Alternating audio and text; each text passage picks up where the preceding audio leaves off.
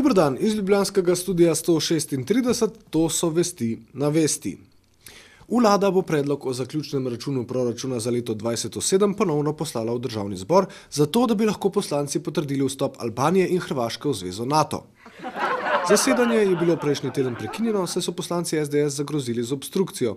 Od kolegov poslancev namreč zahtevajo potrditev, da je Janševa vlada leto 2007 končala s proračunskim presežkom.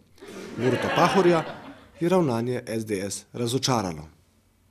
Ni bilo razlogov za to, da bi kdorkoli v državnem zboru povezal te dve vprašanje. V bistvu to pomeni izsiljevanje. Temu je treba reči odkrito in na glas s pravim imenom.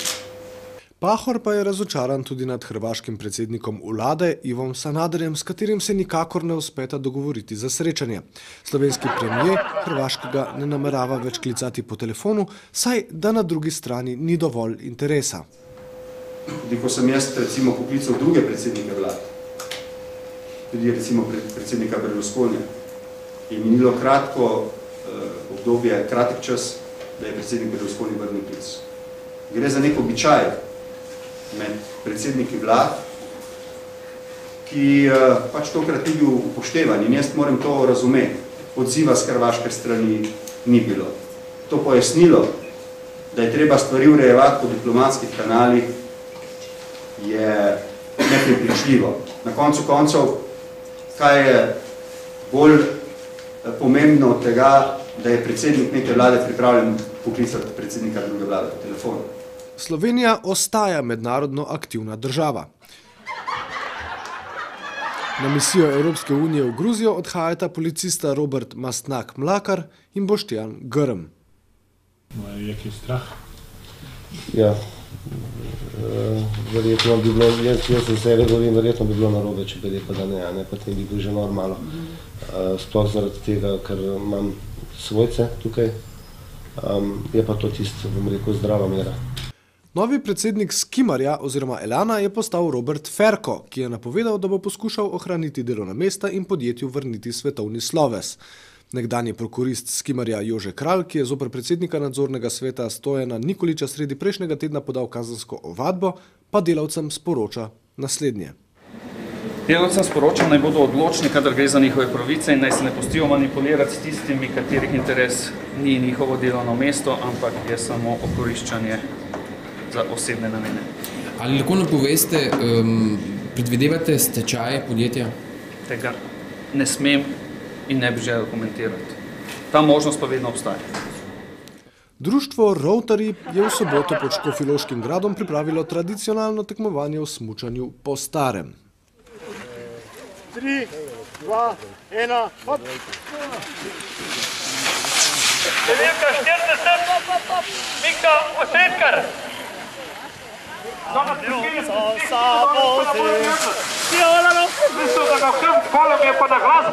In so stare 80 let in so nekoliko carving že, ker so tekmovalne. Sem sodil taka prvobitna oprema, Langliman z Jermenije,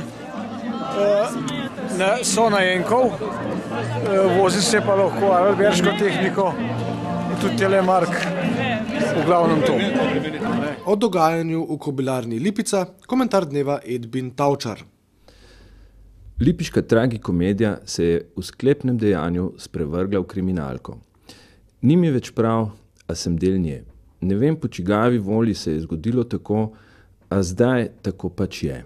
Pred leti, ko mi je bila v njej dodeljena vloga bad guya, še ni bilo tako hudo. Zdaj ne gre drugače, svoje vloge moramo odigrati do konca.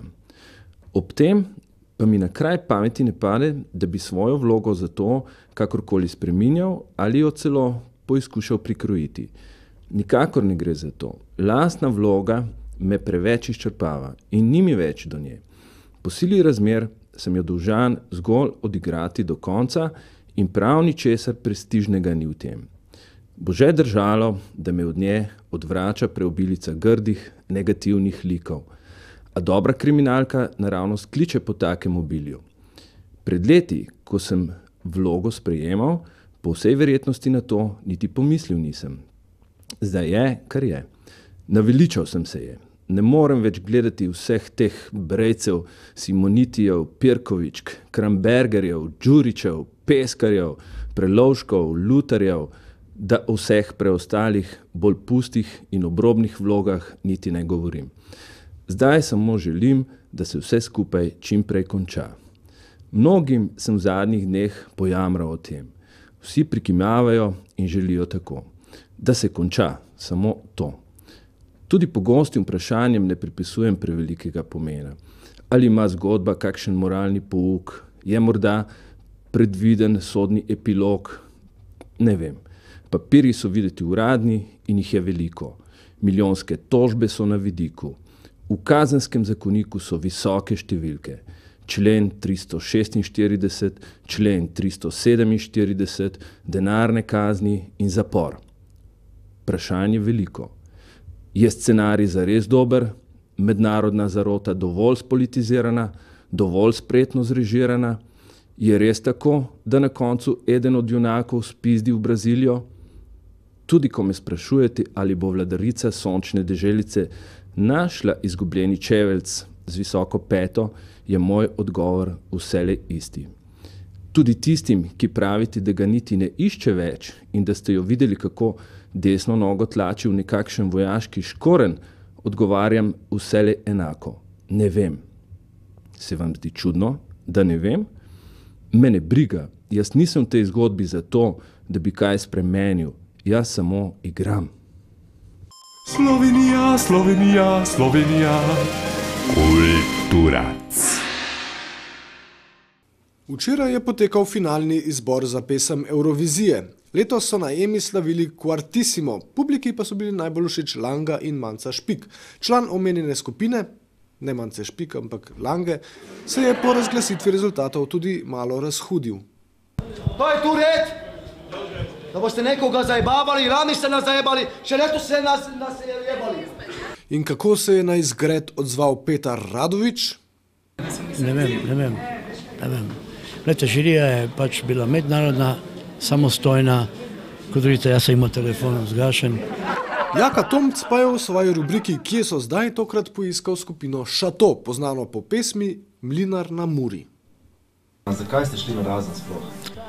Ja, mi smo šli na Razen v tistem obdobju, to je bilo tam okoli leta 96, ko je enostavno v Sloveniji rock vedno bil manj popularen. Na sceno je prišla dance muzika in je bilo vedno manj prostora za rock bende. Halo Ivo, drink, drink, drink, drink.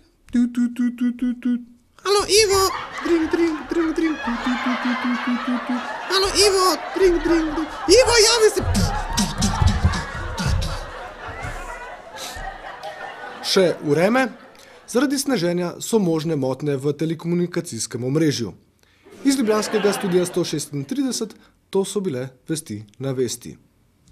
Nasvidenje. Ostanite še naprej z nami.